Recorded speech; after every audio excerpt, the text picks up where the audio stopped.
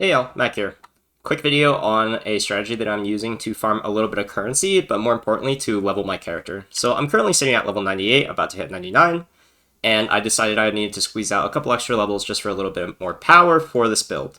And in order to do so, I am taking an Atlas strategy that is relatively reminiscent of the old Domination Scarabs of Teachings back when they were still in the game, but I've taken a little bit spin on it just to add a little bit more mob density to my maps.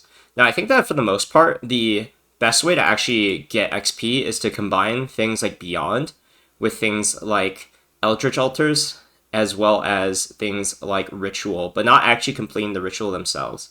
More importantly, Shrines are something that will boost your map per an hour rate, as well as just your overall speed, especially if your build lacks damage or lacks defenses. These Shrines can really carry you in this department.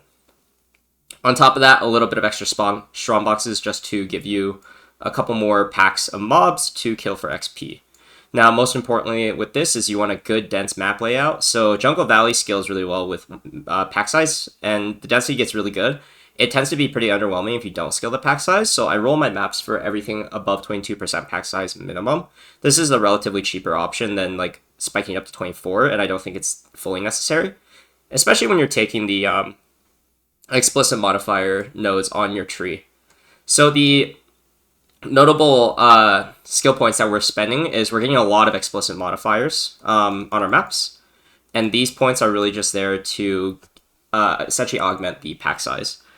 I'm taking the 4 Ritual Altars because Ritual Altars add packs and mobs around them, and this gives you a little bit more density in your maps. I'm taking Beyond, and I'm having 100% chance for maps to attract Beyond demons, so I don't have to invest into anything Beyond related as far as Scarabs go. And I basically take all the nodes that give me a little bit more merging radius wherever I can spare the points.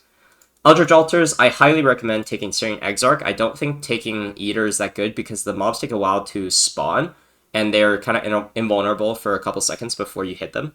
So it's really annoying, and it kind of slows the map down, so I wouldn't recommend that. A really important note, obviously, like I said, Shrines.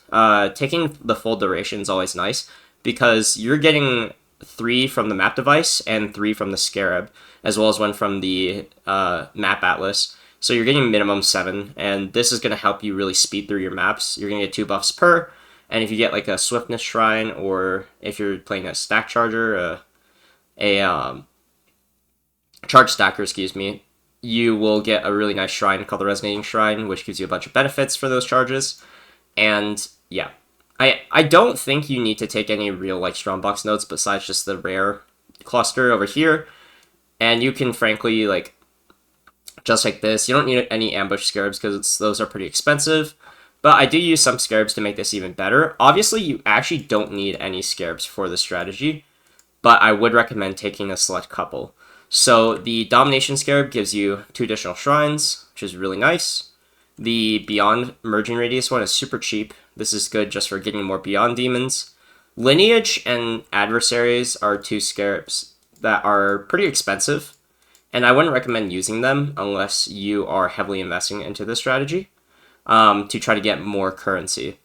And lastly, there is the Influencing Scarab of Hordes, and this just gives you 40% pack size for your Exarch altar spawns, as well as the normal spawns in the map.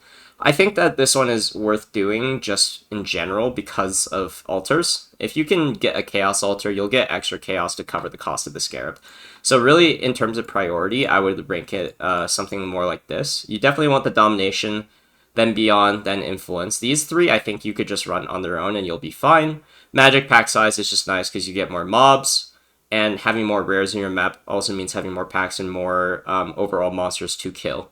So, again, this is nothing too complicated. You could probably even figure out other strategies or additional things such as Harbinger to get even more mobs in your maps, but these are the 5 that I run with. So I'll do a quick demonstration map just to kind of show you the sort of XP potential and the sort of farming speed that you can have with these maps. So, and as far as you can see, I will run 2 Omens if I'm trying to level, just to make sure I don't lose too much XP if I do end up dying. This build is really tanky, and like the shrines carry you throughout most of it, but there could be an odd like set of bears that I don't see, and that can obviously like dampen your XP per hour. So with the Scarabs, you also want to run Domination. Overall, these Scarabs are roughly from 3 to 5C in bulk, sometimes 6. I wouldn't recommend buying them above 5, really. It's not worth it there. However, you do get a lot of loot, such as Tainted Fusings, as well as all the altar currencies that drop. I will, again, advise you roll your maps at least 22% pack size or above, as that'll just give you more mobs in your map. So first thing, you want to try and proc your altar as soon as possible. And from there, let the shrines do the work and carry you. Try not to, like, leave to trade too often, as losing your altar buff just slows down the map overall. But you can see you get a lot of, like, scrap currencies, a lot of embers from this for sure. I have probably way too many embers that I'll ever use, so I'll probably end up selling them. You'll get a lot of tainted currency. So tainted fusings right now are 4 to 1 div, which means if you drop one, you pay for the map in and of itself. So yeah, it's pretty nice for currency too. It's just not like the best strategy for currency, but it does help you cover costs. That way you can really focus more on the, I think, the benefit from the strategy, which is leveling. Also, a note, if you decide to enter like a boss room or anything like that, you may lose your shrine buff. So like if you see the new boss, maybe come back to it after you've cleared the map. The actual ores that spawn in the maps as well are going to be somewhat of a time sink, so do with those what you want. I personally like to go for the really fast ones. Verisium's kind of annoying to sit there and channel, so I don't channel fully, but I'll still do them because Verisium is very nice as a shipment material, and I end up shipping out a decent bit anyways regularly. But yeah, you basically can use the altars as your sort of guidance through the map. And if beyond bosses spawn, you can even choose not to do them. I still do them because my build's able to kill them fast enough. But if your build struggles to do single target at all, then I just would avoid them. Again, they have a guaranteed tainted currency drop. So you may end up getting fusings from them, which ends up being a nice boost to your currency. The strategy overall takes around 2 minutes per map if you're picking up a lot of stuff. If you're picking up less, obviously it'll take less time. I do recommend you still pick up the sort of lesser embers, and that's about it.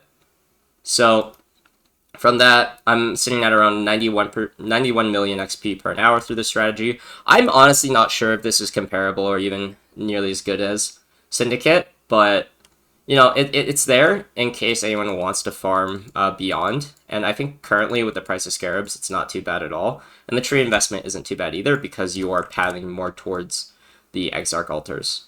But yeah, just wanted to make a quick video showcasing kind of my strategy for leveling, as removing Domination Scarabs has been a sort of issue for a lot of people in terms of having to look out for the 5-way carries for leveling. I personally don't like doing that, so yeah. Hope this was helpful. Till next time, ciao.